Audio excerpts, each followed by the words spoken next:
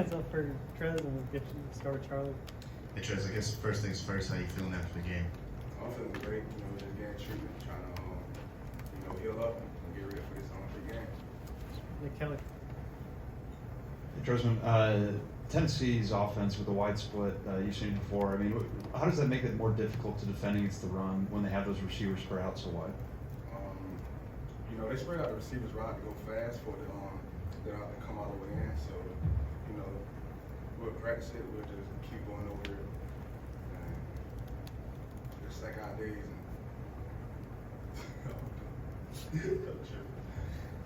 Rhoda.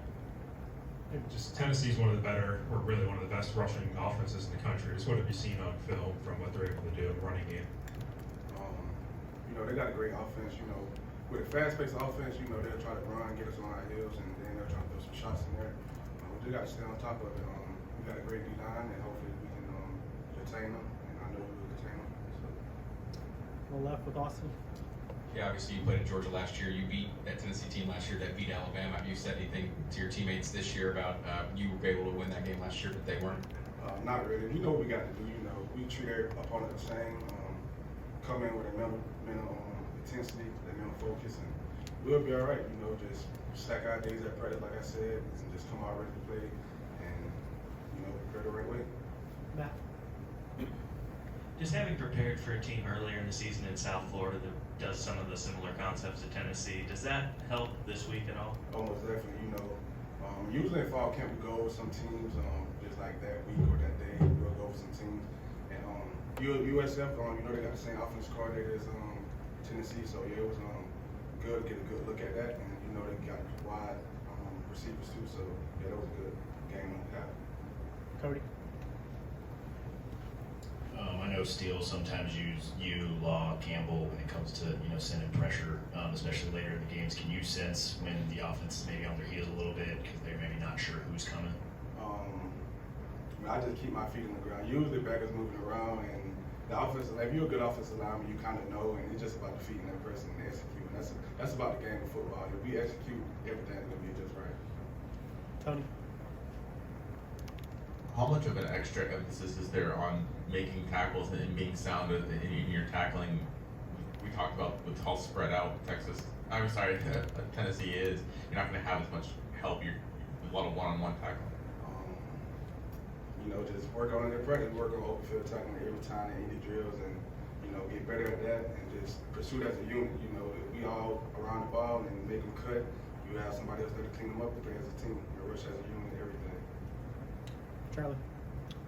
What impresses you about Deontay Lawrence and the kind of player he's become? Like, what kind of presence does he have in the middle of the defense?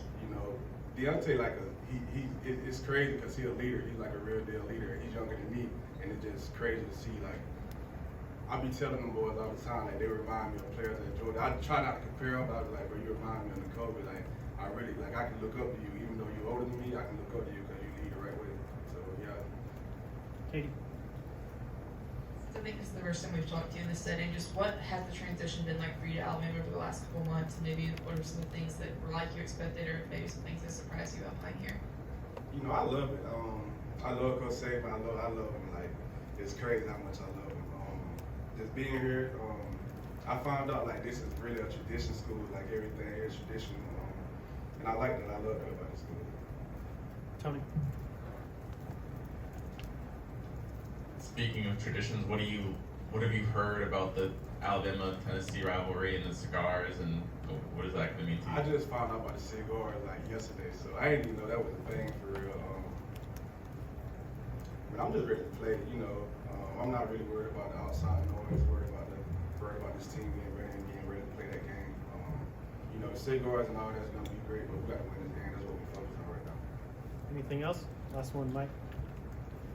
You mentioned Jacoby. Just what were some of those guys saying when you went from Georgia to Alabama? Were they dogging you at all? Or are they supporting you? Or just what was it like? Nah, it's family.